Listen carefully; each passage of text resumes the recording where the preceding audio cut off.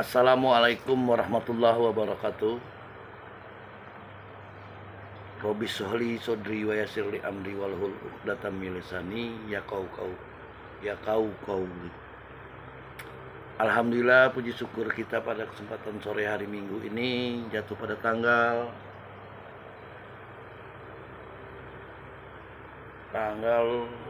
20 Agustus 2023.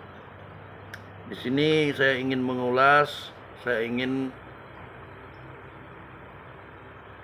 memperdengarkan kepada para pemirsa tentang kritikan pedas dari ulama Jordaniyah mengenai nasab Ba'alawi. Dan nanti setelah itu kita akan bahas satu persatu rungkatnya nasab Ba'alawi.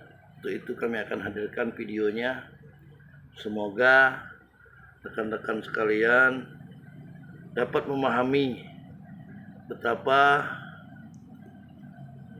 rungkatnya nasab Bani Alawi tersebut, yang dimana pada kesempatan ini ulama Yordania ini juga bercerita tentang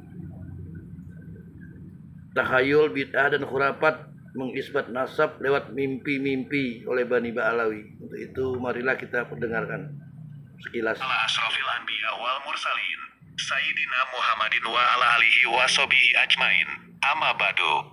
Berikut ini adalah komentar ulama Yordan yang bernama Al-Syarif Al-Muhaqiq Murad Sukri, salah satu ulama terkemuka di kerajaan Al-Hashemiyah Yordania di Oman. Beliau adalah ahli sejarah, ilmu nasab, dan salah satu ulama terkuat dalam mazhab Hanbali.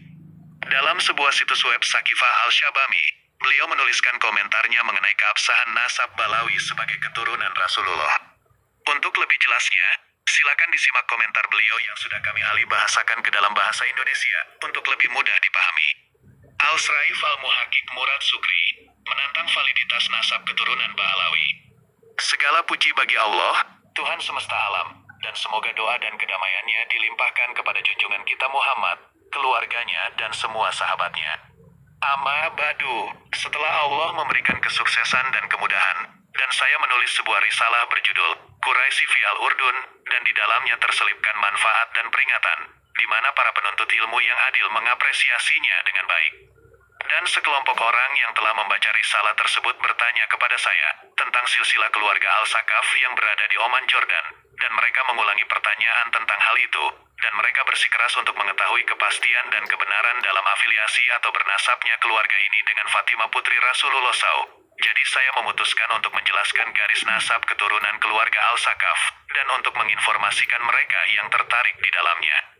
Jadi saya katakan, la haula wala quwata illa billah. Keluarga Al-Sakaf dikaitkan dengan Bani Alawi, dan salah satu keturunan Alawi bernama Muhammad bin Ahmad Al-Satiri menulis sebuah kitab berjudul Al-Mujam Al-Latif, di mana dia menyebutkan marga-marga dari keluarga Alawi, dan dia menyebutkan tiang silsilah nasab kepada mereka. Maka dia berkata, halaman 42, saya akan menyebutkan sekarang, nasab Sahib Mirbat dikaitkan dengan Imam Ali bin Abi Thalib dan Fatimah, putri Rasulullah. Jadi dia adalah Imam Muhammad bin Ali Halik Kasam, bin Alawi, bin Muhammad, bin Alawi, bin Ubaidullah, bin Ahmad Al-Muhajir, bin Isa Al-Nakib, bin Muhammad, bin Ali Al-Uraridi, bin Jafar Al-Sadiq, bin Muhammad Al-Bakir, bin Ali, bin Al-Husain bin Ali bin Abi Thalib.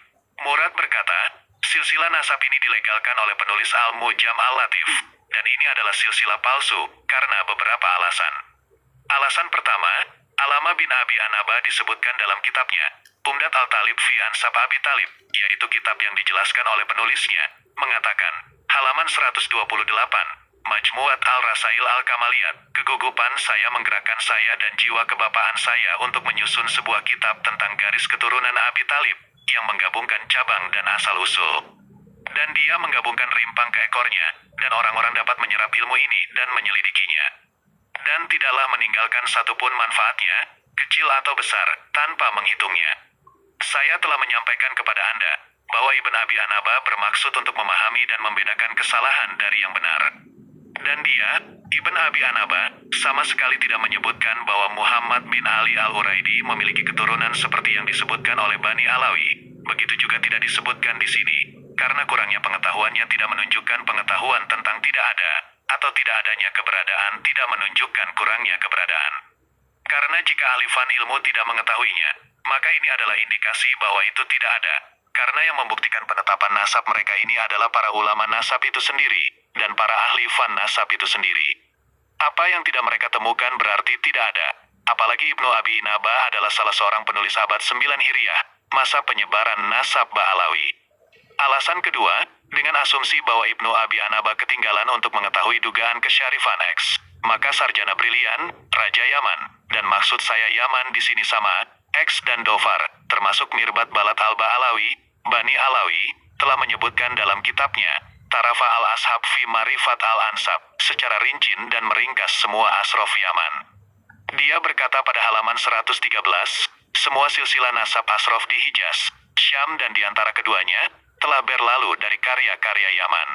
Dan raja ini, yaitu Umar bin Rasul, yang wafat pada tahun 696 Hijriah, dan tanggal ini di mana putra dan cucu Muhammad Mirbat tersebar luas, sehingga tidak mungkin terjadi ketidaktahuan mereka jika mereka memang para syarif, terutama bagi Raja Alama, di mana mereka berada di bawah pemerintahannya, yang digambarkan cerdas dan berpengetahuan luas. Penulis, Al-Uqud al-Luluiyah fi al-Daulah al-Rasuliyah, halaman 213-216, juz 1, mengatakan, dan ketika Sultan, semoga Tuhan mengasihani dia, menaklukkan kota Dofar, seperti yang kami sebutkan pada tahun 678 Hijriah, dan membunuh Salem bin Idris, daerah pesisir gemetar kagum pada Sultan, dan ketika Dofar ditaklukkan, seperti yang kami sebutkan, terselamatkanlah X. Dan Sultan di sini adalah ayah dari raja yang syarif, penulis Tarafa al-Ashab, Yusuf bin Umar, yang dikenal sebagai Al-Muzaffar. Yang dimaksud adalah bahwa negara Rasuli menguasai seluruh Yaman, termasuk X dan Dofar, sejak awal abad ke-7. Hal ini diketahui oleh orang-orang yang pernah membaca Al-Uqud al-Luluiyah fi Tarikh al-Rasuliyah, di mana Yaman dipimpin oleh beberapa raja dari keluarga Rasulullah, termasuk penulis Tarafa al-Ashab. Dan dia menunjukkan pernyataan yang memuaskan, dan dia adalah raja dari daerah, mengetahui apa yang ada di dalamnya, dan dia adalah seorang ulama yang terkenal dengan kecerdikannya. Selain itu, kemasyhuran silsilah Bani Hashim sudah dikenal masyarakat luas, apalagi raja-raja di kalangan ulama. Sebaliknya, Ibnu Rasul menegaskan bahwa tidak ada satupun Sarif Husaini di seluruh Yaman, melainkan mereka semua adalah Sarif Hasani yang paling banyak. Sebaliknya, Ibnu Rasul menegaskan bahwa tidak ada satu Sarif Husaini di seluruh Yaman, bahkan semuanya adalah Sarif Hasani. Dia juga merinci mereka dalam Tarafa al-Ashab dengan detail yang memuaskan, dan bukti ini didasarkan pada daftar 1 halaman 284. Kedua, dia Al-Asraf bin Rasul adalah Raja Yaman, dan Al-Hasan bin Ali bin Abi Talib, dan dia menjadi ayah dari 4 orang putra, Zaid, Faisal, Ali, dan Abdullah. Adapun Faisal dan Ali, keturunan mereka terputus. Maka tidak ada penyebutan atau berita tentang mereka, dan mereka ada seperti yang mereka klaim sebelum tanggal ini selama puluhan tahun, yang merupakan waktu yang cukup untuk ketenaran dan diketahui, dan silsilah nasab Al-Hashemi bukanlah yang terburuk sehingga harus ditutupi, melainkan suatu kehormatan untuk dibanggakan jika memang itu benar. Dan siapapun yang merenungkan baris-baris tulisan ini, yakin akan ketidakabsahan silsilah Ba'alawi tersebut di atas. Alasan keempat, apa yang diriwayatkan oleh Imam Ahmad dalam musnadnya dari hadis Abu Hurairah. Rasulullah mengatakan, suku Arab yang paling cepat mati adalah suku Quraisy. Hingga saja seorang wanita akan segera melewati sebuah sepatu dan berkata, ini adalah sepatu Quraisy. Ini adalah hadis sahih dan ada syawahidnya. Hadis ini merupakan indikasi yang jelas bahwa kaum Quraisy, termasuk Bani Hashim, jumlahnya sangat sedikit, dan siapapun yang melihat para Sarif X akan menemukan bahwa mereka berjumlah ribuan. Sebaliknya, pemilik Al-Mujam Al-Latif, yaitu Al-Satiri, menyebutkan hampir 180 marga, hingga dia menyebutkan bahwa para Sarif menjadi lebih banyak dari orang biasa, dan ini bertentangan dengan hadis sahih, dan bertentangan dengan keadaan Ahlul Bait yang mulia, yang tidak diragukan lagi membuktikan niat mereka.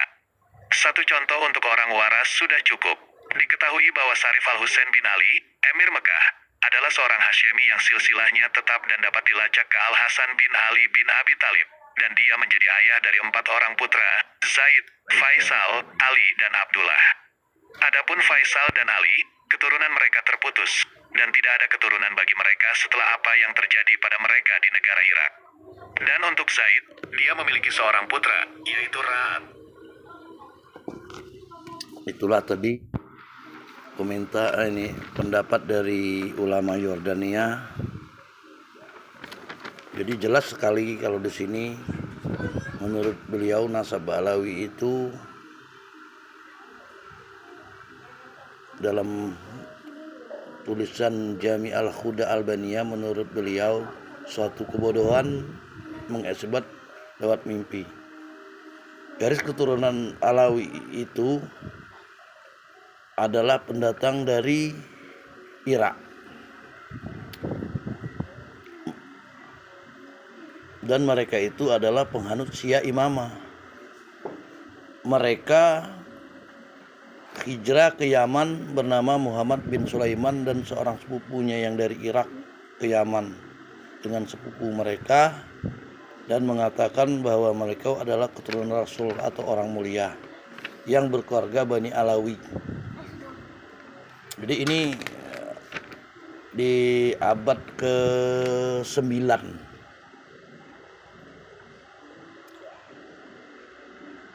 Komentar Pak ulama Yordania ini juga tentang nasab Alawi baru-baru ini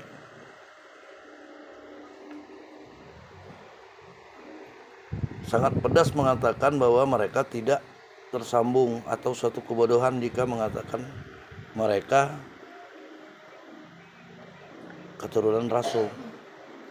Juga perlu kita ketahui bahwa Habib Umar yang baru-baru ini datang ke Indonesia juga sudah dites DNA-nya oleh Raja Yordania dan hasil tesnya tersebut mengandung darah Yahudi. Jadi percuma kaum Alawi berkoar-koar selama mereka tidak bisa membuktikan nasabnya tersambung ke Rasulullah secara utuh. Artinya selama ini kita sudah ditipu oleh mereka dengan tujuan tidak ada lain untuk mencari kehidupan yang layak, harta, tahta, dan menganggap kita di bumi sebagai bangsa kelas 3. Demikianlah apa yang dapat kami sampaikan. Lebih dan kurang kami mohon maaf. Billahi taufiq wal hidayah. Wassalamualaikum warahmatullahi